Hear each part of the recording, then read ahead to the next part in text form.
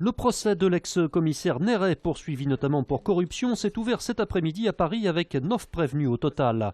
Ici à Lyon, l'affaire avait ébranlé la police judiciaire.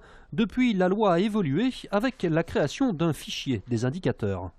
Il n'est jamais évident pour un enquêteur d'avoir des indices, des tontons, dans le jargon policier, et de ne pas les rémunérer.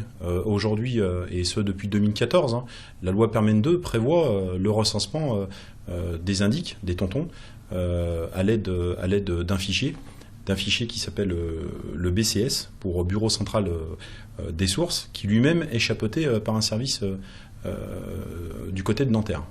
Mais le barème officiel de rémunération des indicateurs n'est peut-être pas de nature à attirer leur confidence sur les plus grosses affaires.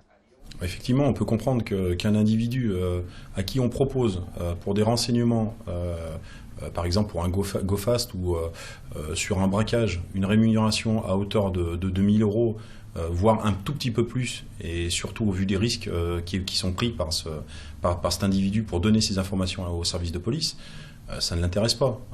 Et bien évidemment, on peut partir en tout cas dans des travers. Ces travers-là seront largement examinés au cours du procès Néret qui doit durer jusqu'au 24 mai. L'ancien numéro 2 de la PJ lyonnaise risque jusqu'à 10 ans de prison.